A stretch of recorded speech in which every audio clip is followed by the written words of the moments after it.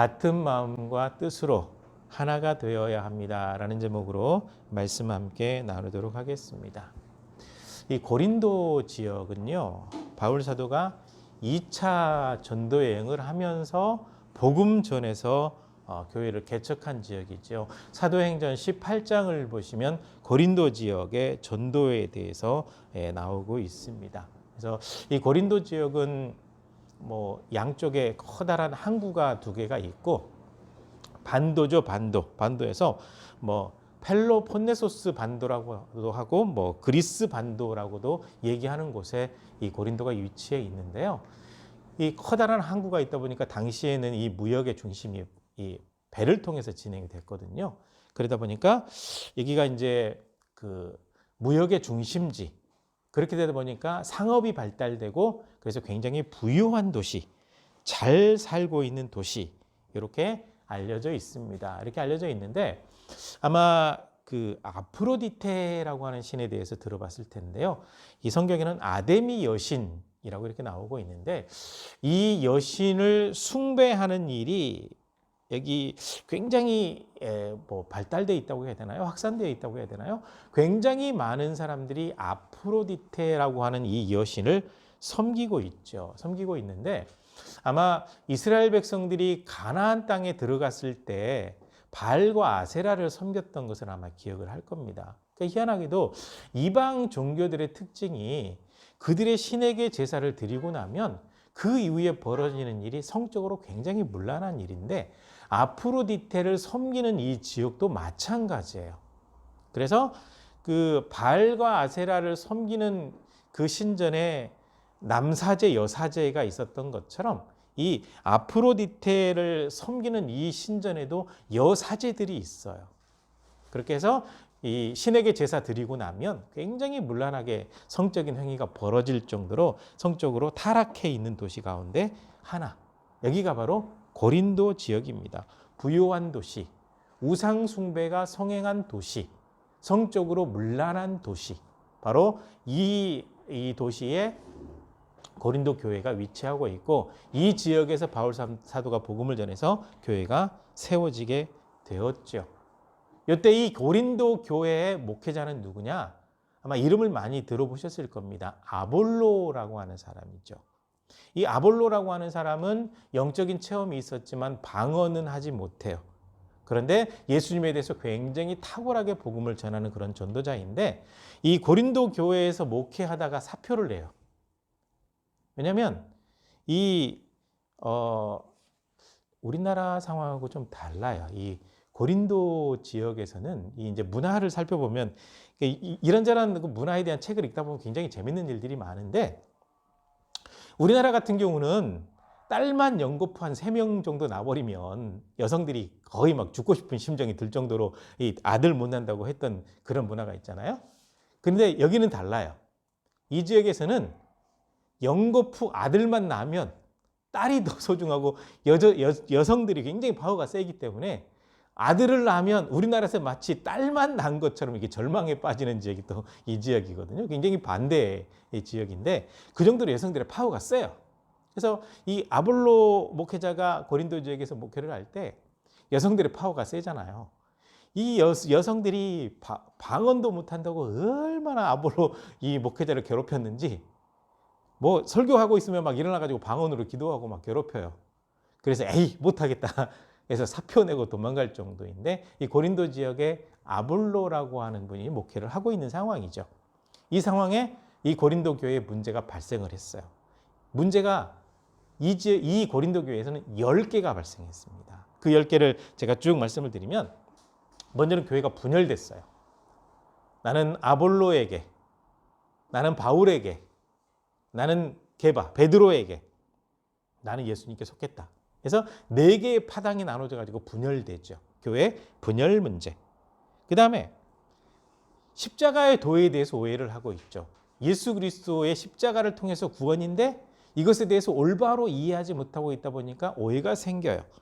그리고 이 성령의 계시에 대해서, 성령 충만함에 대해서 오해가 생기면서 여기서 이제 성령의 문제가 또 발생하게 되고, 그 다음에 어떤 사람이 자기 아버지 첩이랑 근친상간을 하게 되는 굉장히 성적으로 문란한 일이 여기서 벌어지게 되고, 그 다음에 교회 문제가 발생을 했으면 교회 내에서 해결을 해야 되는데 세상 법정으로 가가지고 법정 다툼을 하는 일이 발생해요. 바로 이런 일이 벌어졌고, 그 다음에 그 몸을 더럽히는 이제 도덕적인 태만이라고 보통 얘기하는데, 몸을 더럽히는 일에 대해서 하나도 경각심을 갖지 않고 문란하게 사는 일들이 발생하고 있고, 그 다음에 결혼을 해야 되냐 말아야 되냐, 이혼은 어떻게 할 것이냐, 결혼과 이혼에 대해서 문제가 발생해서 이걸로 또 다툼이 일어나게 되고, 그 다음에 아까 말씀드렸던 것처럼 이 아프로디테 신전에 여사제가 한 1000명 정도 있어요. 그런데 항상 이 여신에게 제사를 드릴 때 굉장히 많은 양을 잡아서 바치게 되는데, 성전에 있는 그 사제들이 먹고도 이 고기가 남아요. 그래서 시장으로 흘러나왔는데 우상 앞에 드렸던 제물을 사서 먹어도 되냐 안 되냐, 이 문제로 또 다툼이 일어나게 돼요. 그 다음에 예배를 드릴 때 머리에 써야 되냐 말아야 되냐, 성만찬을 어떻게 해야 되냐, 또 성만찬 문제에 있어서는 처음에는 부유한 사람들이 이렇게 챙겨와가지고 이렇게 나누고 하다 보니까 이제 처음에는 괜찮은데 늘 얻어먹기만 하는 사람들은 예배만 드리고 그냥 가버려요. 그러다 보니까 이제 떡도 많고 포도주도 남고 하니까 이게 몽땅 막 먹는 일이 발생하게 돼요. 그래서 만찬과 관련돼서 이 또 문제가 발생하게 되죠. 그래서 공중 예배에 대한 문제가 발생하게 됐고, 그 다음에 부활에 대해서 올바로 이해하지 못하고 있으니까 부활 문제, 이걸로 또 논쟁이 일어나게 돼요. 그래서 바울 사도가 편지를 쓰게 된 이유가 이렇게 10가지 정도 문제가 발생을 하니까 고린도 교회의 이 문제를 바로 잡아줘야 되겠다 싶어서 이 편지를 쓰게 되고, 이 편지를 쓴 곳은 에베소 지역입니다. 에베소 지역에 있을 때 갈라디아서를 쓰고 그 다음에 이제 이 고린도전서를 쓰죠. 근데 학자들마다 조금 뭐 의견이 분분한데요. 뭐 어디서 썼냐 이건 별로 중요한 게 아니고 정확한 위치를 찾을 수 있으면 좋은데 찾기 어려워요. 또 그 사도행전이나 어디에 표시를 해놓은 것도 아니기 때문에 찾기 어려워서 논쟁이 발생하고 있는데, 중요한 것은 바울 사도가 고린도 교회에 발생하고 있는 10가지 문제를 바로잡기 위해서 이 편지를 썼다라고 이렇게 보시면 됩니다. 그래서 이 편지를 보낼 때 바울 사도가 칭찬으로 먼저 시작해요. 이 고린도 지역에서 복음을 전할 때, 특별히 이제 이 고린도, 뭐 아테네, 이제 그리스 지역에서 복음을 전할 때 바울 사도는 늘 어떤 이 비난을 들었냐면, 야, 저 사람 참 말 잘 못한다. 별로 말을 못하네? 라고 얘기를 들어요. 왜냐하면 이 지역에 발달한 그 학문 가운데 하나가 수사학인데, 말하기, 글쓰기에 대해서 가르치는 학문이 수사학이에요. 이거 여기가 철학이 발달된 사람이니까 얼마나 말을 잘하는지, 고린도 지역에 갔더니 사람들이 굉장히 똑똑해요. 논쟁하면서 학문을 배우기 때문에 굉장히 똑똑해요. 말도 굉장히 잘해요. 그리고 이게 논리적으로 설명하면 그것도 이해력도 또 빨라요. 그래서 바울이 그 사람들에 비해서 썩 말은 잘 못하기 때문에 뭐라고 썼냐면, 여러분들은 굉장히 지혜롭고 똑똑하고 말도 잘하고 이 가르쳐줄 때 이해력도 굉장히 빠른 사람들이라서 예수님에 대해서 전할 때 금방 알아듣고 잘 믿었는데 그 믿음 참 좋습니다. 절대로 그 믿음이 흔들리지 않았으면 좋겠습니다. 그들의 믿음을 칭찬하면서 이 편지를 쓰고 있죠. 그래서 바울 사도의 간절한 마음은 무엇이었냐면, 여러분의 그 처음 신앙이 끝까지 갔으면 좋겠다. 이렇게 편지를 쓰는 이유는 지금 끝까지 가지 못하고 흔들리고 있다. 지금 이것을 반증하고 있는 거죠. 그래서 믿음이 참 좋았던 사람들, 복음을 전할 때 굉장히 이해력이 빠르고 흡수가 빨랐던 사람들, 그런데 그 부분이 조금 흔들리고 있어서 조금 안타깝다라는 거죠. 그러니까 우리가 신앙생활을 할 때 처음 가졌던 그 신앙의 마음, 그 신앙의 체험, 이것을 잘 간직해 나가는 것이 굉장히 중요한데요. 신앙인들이 그 요즘 라떼 많이 얘기하잖아요. 라떼는 말이야 라고 하면 이미 신앙이 많이 변질된 거예요. 그래서 신앙을 굳건하게 잘 지켜나가는 것이 굉장히 중요하니까요. 처음 신앙, 주님 바라보는 그 신앙이 흔들리지 않아야 돼요. 고린도 교회가 이것이 흔들리게 되니까 문제가 발생하게 된 거죠. 그렇게 믿음이 좋았던 교회가 문제가 발생하다 보니까 교회가 달라져요. 어려움에 처해요. 그 중에 하나가 바로 분열의 문제입니다. 그래서 오늘 이 함께 읽었던 이 말씀은 특별히 교회가 분열된 문제에 대해서 바울 사도가 그것은 잘못되었다라고 지적하는 내용이기 때문에 오늘 이 말씀 중심으로 한마음 한뜻이 된다라고 하는 것이 무엇인지를 깊이 살필 수 있는 귀한 시간이 되었으면 좋겠습니다. 분열은 절대로 하나님께서 원치 않으세요. 하나가 되는 거예요. 분열을 가장 좋아하는 것은 사탄입니다. 어떤 사람들은 교회에 분열시켜 놓고 교회가 분열돼서 쪼개져 가지고 성장하니까 야, 이것도 하나님의 뜻인가 보다. 아니요. 하나님의 뜻은 아닌데 분열되어 있는 교회를 하나님께서 아끼고 사랑하셔서 성장케 하신 거지. 분열되는 것이 하나님의 뜻은 아니거든요. 자꾸 사탄이 좋아하는 걸 해놓고 하나님께서 그걸 막아서 바르게 성장하게 하면 아, 하나님의 뜻이었구나. 이렇게 오해하는 사람들이 참 많이 있는데 분열은 원래 사탄이 좋아해요. 하나님은 하나 되는 거예요. 하나 되는 거. 절대로 분열되는 걸 원치 않아요. 그래서 교회가 분열되게 되면 어떤 일이 벌어지냐면 사탄은 기뻐 춤을 추고 주님의 마음은 아파요. 왜냐하면 굉장히 많은 영혼들이 지옥 가게 되거든요. 그 분열됐던 교회들, 거기 나갔던 분들 이렇게 상담을 하다 보면 물론 그분들이 교회를 안 나가고 있어요. 그런데 교회를 떠나기로 작정했어요. 그 싸우는 모습을 보면서 너무나도 큰 상처를 받았기 때문에 더 이상 하나님이 없다는 거죠. 안 믿겠다는 거예요. 떠나버리게 돼요. 그러니까 교회가 분열되면 결국은 굉장히 많은 영혼들이 사탄을 따라가게 돼요. 그러니까 결국 많은 영혼들이 지옥 백성이 되어버리는 거죠. 그러니까 하나님께서는 교회가 분열되는 것을 절대로 원치 않으시는 겁니다. 그래서 바울 사도의 이 편지를 통해서 고린도 교회가 분열된 이 문제를 하나님께서 빨리 해결하고 바로잡길 원하셨습니다. 그래서 이 편지를 쓰면서 여러분 분쟁하지 말고 한 마음이 되시기를 바랍니다. 라고 편지 쓰면서 글로에가 사람을 보내서 여러분들에 대해서 소식을 나에게 알려줬는데 여러분들 지금 분열돼서 싸우고 있다고 하네요. 여러분이 지금 쪼개져 있네요. 네.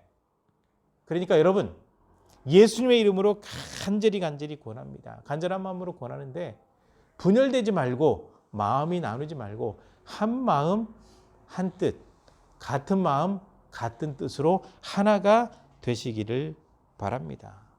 같은 말하고 마음이 나누지 말고 그 다음에 생각까지 같이 하나가 되는 그 모습이 되어야 한다라고 간절한 마음으로 부탁을 하고 있는 겁니다. 그러니까 믿는 사람들의 마음이 분열되는 거요.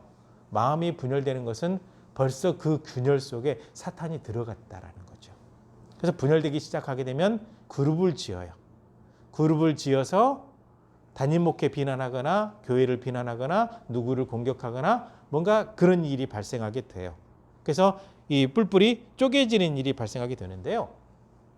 마음이 분열되게 되면 결국은 그 공동체는 무너지게 돼요.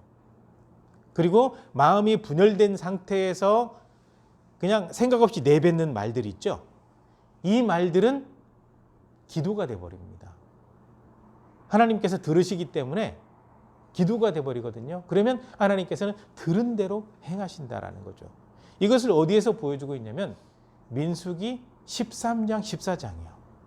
아마 잘 아시겠지만 바란 광야에서 있었던 일입니다. 하나님께서 모세에게 야, 너 12명의 정탐꾼을 선택을 해가지고 가나안 땅에 보내라. 보내가지고 내가 말한 대로 그 땅이 젖과 꿀이 흐르는 땅인지 아닌지 한번 살펴봐라. 그래서 12명의 정탐꾼들이 가나안 땅으로 잠입해 들어가서 40일 동안 샅샅이 살펴보았습니다. 그래서 그 땅이 얼마나 기름지고 좋은 땅인지를 살펴봐요. 그래서 뭐 포도 한 송이를 땄는데 두 사람이 막대에 꿰가지고 올 정도로 엄청나게 큰 그런 지역이었거든요. 그러니까 너무 좋아요. 그런데 그 땅에 살고 있는 사람들은 아낙 족속이라고 하거든요. 아낙 족속은 그 다윗과 골리앗 아시죠? 골리앗의 선조라고 보시면 돼요. 거인 족속입니다. 이 사람들이 살아요. 그러니까 이제 정탐을 하고 돌아온 사람들이 10대 2로 나눠지는 거죠. 여호수아와 갈렙은 그들이 거인들이고 아무리 힘이 세도 하나님께서 함께 하시면 그들은 우리 밥이다. 우리의 먹이다. 별거 아니다. 라고 강력하게 얘기를 해요. 근데 10명의 사람들은 아니다. 우리는 그들 앞에 메뚜기 같다. 그들이 발로 밟아도 우리는 뭐 으깨지고 박살 날 것이다. 우리는 못 간다. 그러니까 2명의 말을 들은 사람보다는 10명의 말을 듣고 동조한 사람들이 더 많아졌어요. 그래가지고 통곡하기를 하나님께서 우리를 광야에서 죽이려고 데리고 오셨구나. 이제 우리는 다 죽었다라고 탄식을 하죠. 그때 하나님께서 모세를 통해서 말씀하셨습니다. 너희 말이 내 귀에 들린 대로 행하리니 광야에서 이제 죽을 것이라고 얘기했던 이 모든 사람들은 다 죽고 20세 이상인 사람은 여호수아와 갈렙 외에는 다 죽고 나머지 20세 이하였던 사람과 새로 태어난 사람들이 가나안 땅에 들어갈 텐데 20세 이상인 사람들 가운데 여호수아와 갈렙 빼고 가나안 땅을 볼 사람은 아무도 없을 것이다. 그래서 40년 동안 광야에서 그 사람들이 다 죽을 때까지 그냥 40년이 아니에요. 하나님께서 말씀하신 대로 20세 이상이었던 사람들이 다 죽을 때까지 광야 방황. 그러니까 불행한 세대가 돼버린 거죠. 이렇게 되는 거죠. 분열돼서 내지르는 말은 굉장히 독한 말인데 하나님께서 들으신단 말이에요. 이게 무서운 겁니다. 엄청나게 무서운 거예요. 하나님께서는 모든 걸 다 들으시기 때문에 그래요. 그러니까 절대로 마음이 분열되면 안 돼요. 분열되게 되면 마음에서 독이 올라오게 되고 독이 올라오게 되면 아주 악한 말을 하거든요. 악한 말이 이루어져 버린단 말이에요. 하나님께서 들으시기 때문에. 왜냐하면 신앙인들의 입에서 나오는 말은 기도입니다. 굉장히 중요합니다. 그래서 분열되고 한마음 되지 않는 것은 굉장히 위험하거든요. 그래서 마음이 나눠지지 말고 절대로 다른 말도 하지 말고 한 뜻으로 똘똘똘 뭉쳐야 된다라고 얘기하는 거예요. 고린도 교회가 분열돼서 점점점 무너져가고 있으니까요. 그러면서 이제 바울 사도가 한 가지를 더 지적하는 겁니다. 여러분들이 지금 제가 듣기로는 4개의 파당으로 나눠져 있죠. 고린도 교회에 목회하고 있는 아볼로파, 그곳에서 전도에서 교회를 세운 바울을 따르는 바울파, 예루살렘의 지도자로 있는 베드로를 따르는 베드로파, 게바파, 예수님만 따르는 오리지널 예수님파, 이렇게 나눠져 있는데 이거는 당시 문화를 이해를 해야 돼요. 지금 이렇게 고린도 교회 사람들은 4개의 당파로 나눠져서 싸우는 것을 하나도 위험하게 느끼지 않아요. 왜냐하면 그들의 학문 전통이 그래왔거든요. 그러니까 신앙의 본질을 모르고 그들이 원래 가지고 있던 문화를 교회 안으로 가지고 오니까 문제가 발생했는데 당시 이 철학이 발달된 지역이잖아요. 이 그리스 지역이. 고린도 지역도 마찬가지죠. 철학이 발달돼 있고 수학이 발달돼 있고 수사학이 발달돼 있고 바로 이렇게 학문이 발달한 지역이거든요. 학문이 발달할 때 유명한 스승이 많잖아요. 유명한 스승이 많으면 그 스승 밑으로 사람들이 줄을 서요. 그래가지고 그 스승을 따르면서 이것이 옳다라고 주장을 하면서 논쟁을 하게 돼요. 그러니까 누군가를 따라서 줄을 서는 것은 아무런 문제가 되지 않아요. 그러다 보니까 교회 안에서도 예수님이 오직 구원의 주님이신데 그것을 망각해버리고 올바로 이해하지 못한 채 교회 내에서도 위대한 선생들이 있으니까 그 선생들에게 줄을 서가지고 논쟁해도 되나 보다 그러면서 교회가 분열돼 버린 거예요. 그래서 편지를 쓰기를 여러분들이 지금 일반적으로 하는 것처럼 4개 파당으로 나눠져서 사람에게 줄 서갖고 지금 싸우고 있죠. 그럼 한 가지 물어봅시다. 바울이 여러분을 위해서 십자가에 못 박혔습니까? 여러분들이 세례를 받을 때 바울의 이름으로 세례를 받습니까? 그렇지 않습니다. 라고 하면서 예수님만이 오직 주님이다라는 것을 분명히 얘기하고 있죠. 그래서 4개의 파당으로 나눠져 있는 것은 학문하는 전통에서는 그렇지만 교회 안으로 들어오게 되면 교회에서는 예수님께서 교회의 머리가 되시고 구세주가 되시는 분은 오직 예수님 한 분뿐이다라고 강력하게 얘기를 하고 있습니다. 그래서 여기서 바울 사도가 하는 얘기가 그래도 내가 고린도 지역에서 복음 전할 때 세례 베푼 사람이 몇 명 안 되니까 그나마 다행이라고 생각을 합니다.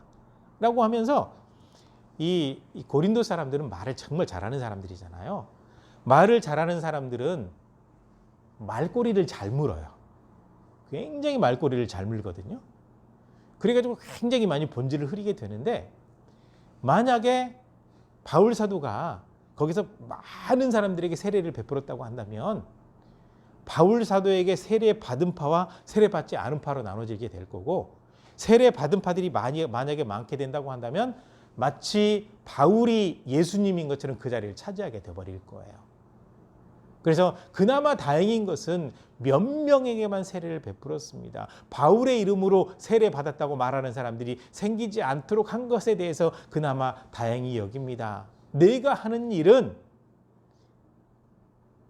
여러분의 구주로 내가 세워지는 것이 아니라 여러분의 진짜 구주 되신 예수님을 전하는 것이 나의 사명입니다. 라고 얘기하면서 네 개 파로 나눠져서 싸우는 이 자체는 별로 의미가 없다. 잘못되었다라는 것을 분명히 얘기를 해주고 있는 겁니다. 네 개 파로 나눠져 싸우는 것은 잘못되었다. 그리고 예수님께서 모든 사람들의 죄 때문에 십자가에 못 박혀 돌아가셨고 세례받는 모든 사람들은 성부와 성자와 성령, 그래서 특별히 복음을 전했으니까 예수님의 이름으로 세례를 받는다라고 강력하게 얘기를 하고 있는 겁니다. 그러니까 교회에서는 사람이 중요한 것이 아니고 예수님, 주님이 중요하다라고 가르쳐 주는 거죠. 그러니까 네 개 파로 사람에게 줄을 서서 싸우는 이것은 세속적인 일이고 세상 학문에서나 일어난 일이고 교회 안에서는 예수님께서 구세주니까 예수님 중심으로 서야 교회가 흔들리지 않는다라고 바로 잡아주고 있는 겁니다. 이렇게 바로 잡아주면서 여러분, 나 바울이 하는 일은 복음을 전하는 일입니다. 나 바울을 주님께서 선택하신 이유는 세례를 베풀라고 부르신 것이 아니라 많은 사람들에게 복음을 전하라고 부르셨는데 이 복음이 뭐냐? 예수님의 이름, 예수님에 대한 소식을 알려주는 것이고 예수님을 믿게 하는 것입니다라고 강력하게 얘기를 하는 겁니다. 그래서 굉장히 말을 잘하는 사람들이기 때문에 뭔가 하나 빌미가 생기면 그걸로 굉장히 논리적으로 말을 해버리니까 복음의 본질이 흐려져요. 그러다 보니까 교회 안에서 파당이 생겨요. 분열이 생겨요. 그런 일이 발생했기 때문에 나 바울도 예수님의 심부름꾼, 아볼로도 주님께서 세우신 목회자, 베드로도 역시 마찬가지. 그러므로 모든 사람들, 아볼로나 바울이나 베드로나 예수님을 전하는 사람들이에요. 복음을 전하는 사람들입니다. 그러니까 사람에게 줄 서지 말고 예수 그리스도를 바르게 믿기 바랍니다. 그래야 교회가 분열되지 않고 하나가 될 수가 있습니다. 오직 한 분 예수님, 그분을 믿기 때문에 그렇습니다. 라고 이렇게 설명을 하고 있는 거죠. 분열의 문제를 바로잡기 위해서. 그래서 교회에서는 사람에게 줄을 서는 그 자체가 잘못되었다라는 거죠. 그러므로 사람 앞에 줄을 서서 분열되지 말고 여러분들의 마음을 모아야 됩니다. 그래서 마음을 같이 하라라고 할 때 같은 마음, 아우토노이 헬라어죠. 한번 좀 헬라어 좀 들어보는 것도 괜찮습니다. 이것은 마음이 나누어지지 않는 것, 마음이 하나가 되는 것, 마음을 똘똘똘 뭉치는 것, 같은 마음을 갖는 것. 즉 예수 그리스도를 믿는 믿음 안에서 같은 믿음 안에서 마음이 나눠지지 말고 주님만을 따르겠다는 그 마음으로 하나가 되는, 주님의 영광을 나타내겠다고 하는 그 마음으로 하나가 될 때 같은 마음이 되는 거죠. 그 다음에 아우토 그노우에라고 할 때 이것은 바르게 판단하는 거예요. 바르게 판단한다는 것은 무엇이냐면요, 자기 자신의 기준을 가지고 판단하는 것이 아니라 여기서는 복음, 성경, 가르쳐준 그 진리를 중심으로 판단한다는 거죠. 그러니까 지금 바울 사도가 얘기하고 있는 것은 포스트 모더니즘 시대처럼 상대적인 진리를 얘기하는 것이 아니에요. 상대적인 진리로 판단을 하게 되면 이런 일이 발생하게 되죠. 예수님 믿는 사람들에게도 구원이 있고 부처를 믿는 사람에게도 구원이 있고 알라를 믿는 사람에게도 구원이 있다. 이건 상대적인 진리를 주장하는 사람들이기 때문에 종교다운지를 주장해요. 이 주장이 잘못됐어요. 지금 이 고린도 교회도 마찬가지거든요. 위대한 스승인데 예수님도 스승이고 또 바울도 스승이고 베드로도 스승이고 아볼로도 스승인데 줄 서는 거 어떻겠냐라고 할 때 이것은 개인의 생각 내지는 고린도 지역에 있었던 일반적인 사고를 가지고 생각하기 때문에 절대적인 진리로 판단한 게 아니에요. 그래서 사람의 생각으로 판단하게 된 것은 올바른 판단이 아닙니다. 올바른 판단은 무엇이냐? 주님께서 우리에게 주신 복음, 하나님의 말씀, 진리, 이걸 중심으로 판단을 내려야 되기 때문에 올바른 판단이라고 할 때 내 생각의 옳다가 아니라 주님의 뜻이 이것입니다라고 분명히 언급된 대로 판단. 이게 같은 뜻이라는 거죠. 같은 마음이 흩어지지 않는 거죠. 같은 뜻, 올바른 기준을 가지고 판단하는 거예요. 지금 이게 필요하거든요. 왜냐하면 지금 한국교회 강단에도 내가 복음, 내 생각에 이렇습니다. 내 의견에 이렇습니다. 라고 이게 많이 선포되고 있고요. 지금 장신대에서 있었던 일 간단하게 말씀을 드리면 동성애에 대해서 질문하고 교수가 잘못됐다고 하니까 왜 잘못됐다고 하냐고 교사한테 대드는 학생이 있었어요. 그래서 성경에 있으니까 옳다 그랬더니 진리는 변할 수 있는 겁니다. 이게 다른 뜻이에요. 다른 뜻, 잘못된 거죠. 그런 일이 벌어지고 있어요. 그러니까 올바른 진리를 가지고 바르게 분별하고 판단 내리는 것이 굉장히 중요하거든요. 그래서 자꾸 우리가 말씀 속으로 가자라는 거죠. 그러니까 예수 그리스도를 믿는 믿음 안에서 서로 마음이 하나가 되는, 주님의 영광과 주님의 뜻에 순종하겠다고 하는 그 하나의 마음이 되는 것. 그 다음에 이 모든 길을 선택해 나갈 때 하나님 말씀 중심, 진리로 올바르게 판단하고 행하는 이 모든 삶을 통해서 마음이 분열되지 않아야 된다. 이것을 얘기하고 있는 겁니다. 왜냐하면 세속적인 그런 말들이나 상대적인 진리가 고린도 교회에 들어와서 분열이 일어났기 때문에 그래요. 이게 한국교회, 세계교회가 마찬가지로 이런 일이 벌어지고 있기 때문에 우리가 분명히 해야 됩니다. 예수 그리스도를 믿는 믿음 안에서 한마음, 하나님의 영광, 주님의 뜻에 순종하겠다고 하는 바로 그 마음. 그리고 모든 판단의 기준은 하나님의 말씀. 이렇게 올바르게 판단을 내려서 교회가 잘못된 방향으로 가지 않도록 하는 것이 굉장히 중요합니다. 그래서 바른 판단, 바른 마음, 바른 뜻. 이렇게 돼서 하나가 되어야 한다라고 말씀하고 있거든요. 그래서 하나님 앞에서 바른 믿음을 가지시고 또 하나님의 뜻에 순종하겠다는 그런 마음 가운데 말씀을 기준으로 올바로 판단할 줄 아는 그런 신앙. 한 주 한 주 살아갈 때, 하루하루 살아갈 때, 한 시간 한 시간 살아갈 때, 1분 1초를 살아갈 때 이것이 우리에게 굉장히 중요합니다. 그래서 이번 한 주간도 사실 때 다른 어떤 기준을 가지고 판단 내리지 말고 하나님의 말씀을 기준으로 우리 성도들의 마음이 하나가 되고 올바르게 판단 내려서 주님께서 원하시는 뜻을 좇아 행하는 거룩한 삶이 되어지기를 간절히 부탁을 드리고요. 하나님께서 기뻐하시는 모습이 되어서 영광의 대국으로 귀하게 쓰임받게 되시기를 간절히 부탁을 드립니다. 기도하시겠습니다.